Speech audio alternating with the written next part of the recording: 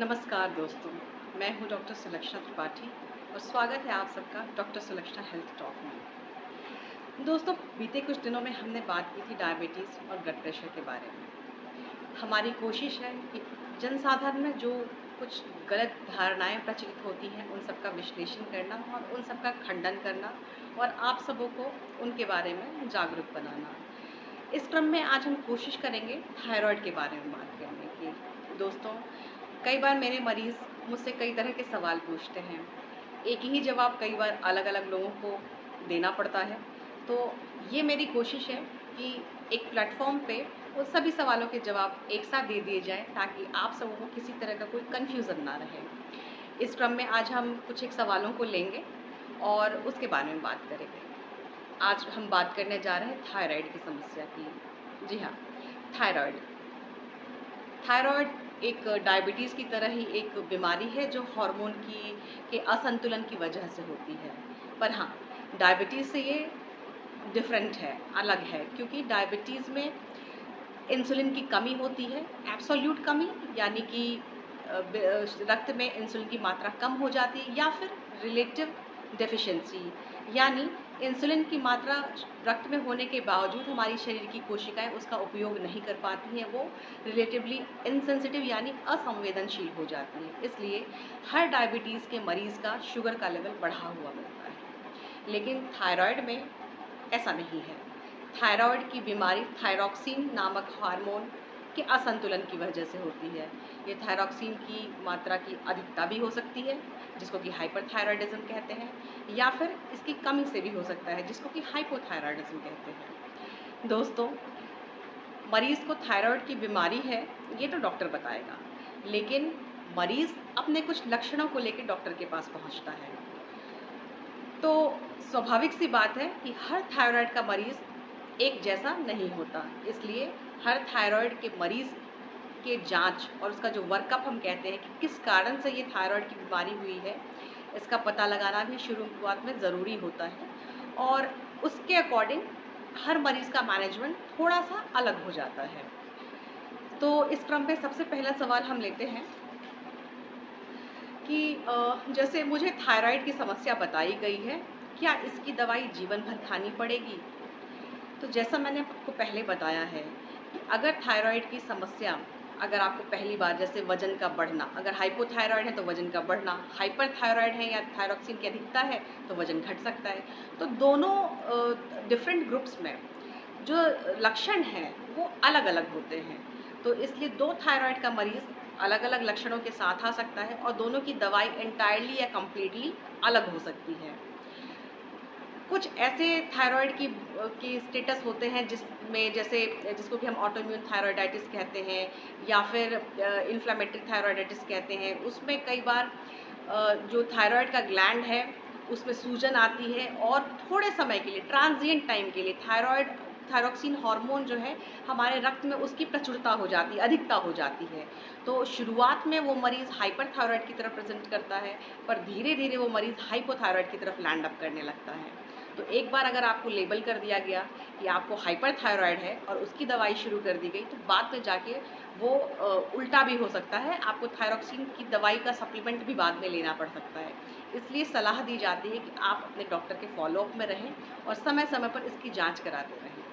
कभी-कभी प्रेगनेंसी के टाइम पे ऐसा होता है कि प्रेगनेंसी में कुछ ऐसी स्थिति होती है, कुछ ह्यूमन कोरियोनिक गोनाडोट्रोपिन का एक्सेसिव रिलीज़ होता है जो थायरॉइड हार्मोन की तरह एक्ट करता है। तो उसमें, उस कंडीशन में थायरॉइड के हार्मोन की जो हम जाँच कराते हैं उसमें कुछ चेंजेज़ आते हैं, जो एक्चुअल सलाह है, जो सही सलाह है, वो आपका ट्रीटिंग डॉक्टर आपको दे सकता है।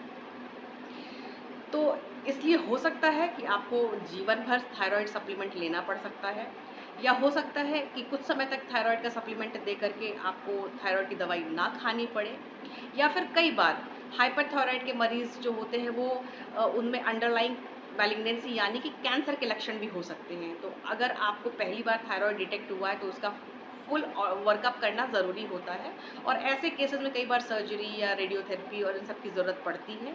तो इसलिए हर थायराइड का मरीज़ एक जैसा नहीं होता, और हर थायराइड की बीमारी में ज़रूरी नहीं कि आपको जीवन भर दवाई खानी पड़े, लेकिन हाँ, आपको फ़ॉलो-अप में रहने की ज़रूरत है। आपको आपकी बॉडी की क्या रिक्वायरमेंट है उस समय थायरॉक्सिन हार्मोन को लेकर के, जैसे प्रेगनेंसी के समय में डोज़ रिक्वायरमेंट बढ़ जाती है कई बार, तो आपको इसके फ़ॉलो-अप में रहने की ज़रूरत होती है। उम्मीद है आपको इसका जवाब मिला होगा।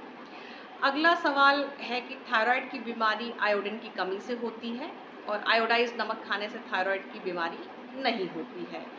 तो एक जो प्रकार है थायराइड की बीमारी का, वो डेफ़िनेटली आयोडीन की डेफ़िशिएंसी से होता है, पर हर थायराइड की बीमारी का कारण आयोडीन की डेफ़िशिएंसी नहीं होता।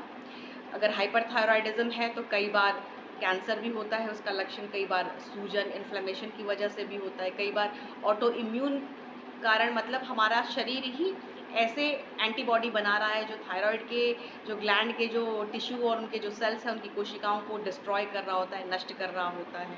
तो इस तरीके से सिर्फ आयोडीन को हम ब्लेम नहीं कर सकते और ना ही हम ये सोच करके संतुष्ट हो सकते हैं कि अगर हम आयोडाइज्ड नमक खा रहे हैं तो हमें थायराइड की बीमारी नहीं होगी। एक और भ्रांति लोगों में होती है कि थायराइड तो औरतों की बीमारी है, तो बिल्कुल नहीं। थायराइड, हाँ, थायराइड के जो की फ्रीक्वेंसी जो परसेंटेज है वो अमूमन औरतों में या महिलाओं में देखने को मिलता है, लेकिन ऐसा नहीं है कि इसमें मेल जो हुए उनको थायराइड की बीमारी नहीं होती, उनको भी होती है। उनके लक्षण थोड़े अलग हो सकते हैं क्योंकि स्त्रियों में कई बार प्रेगनेंसी कंसीव करने में दिक्कत आ सकती है या मासिक धर्म में कुछ इरेगुलरिटीज़ हो सकती हैं। पुरुषों में वो चीज़ें नहीं दिखती, बट हाँ, वज़न का बढ़ना, थकान लगना या दिल की धड़कन में कुछ उसकी निरंतरता में कुछ अनियमितता होना, ये इन सब लक्षणों से मेल जो पेशेंट्स हैं उनमें थायराइड की बीमारी वहाँ भी देखने को मिल सकती है। और लोगों को ऐसा भी लगता है कि अरे थायराइड की बीमारी का इलाज बड़ा आसान है, एक थायरॉक्सिन का सप्लीमेंट आता है, वो आप लेते रहोगे तो आपकी बीमारी ठीक हो जाएगी। एक प्रकार जहाँ पे आपको हाइपोथायराइड लेबल कर दिया गया है या हाइपरथायराइड लेबल कर दिया, तो वहाँ डेफ़िनेटली एक गोली है, पर उसका डोज़ भी हमें मरीज़ के लक्षण और मरीज़ के शरीर की रिक्वायरमेंट के हिसाब से समय-समय पर टाइट्रेट करना पड़ता है। लेकिन अगर हाइपरथायराइड की बीमारी या कुछ और बीमारी जो थायराइड की बीमारी अगर कैंसर की वजह से हो रही है या कुछ और, तो उसमें और फर्दर वर्कअप की ज़रूरत होती है, कई बार सर्जरी करना पड़ सकता है। कई बार जो थायराइड जो हार्मोन की जो इम्बैलेंस है वो कई अन्य तरह के शरीर की जो परेशानियों से जुड़े हुए होते हैं, तो उनके लिए भी स्क्रीन करना पड़ता है कई बार मरीज़ों को।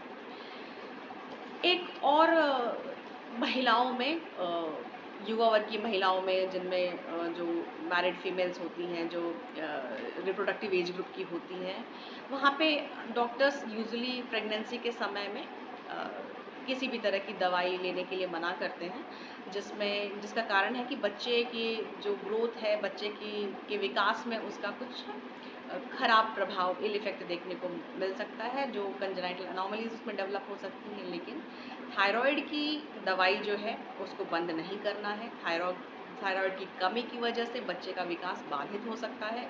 थायराइड की बीमारी में जो हम सप्लीमेंट दे रहे होते हैं थायरॉक्सिन का, उसके लेवल को टाइट्रेट और ऑल्टर करने की और शरीर की रिक्वायरमेंट के हिसाब से एडजस्ट करने की ज़रूरत पड़ती है। इसलिए प्रेगनेंसी के समय में आप अपने फिजिशियन से मिलकर के सलाह लेकर के ज़रूर दवाई को खाएँ।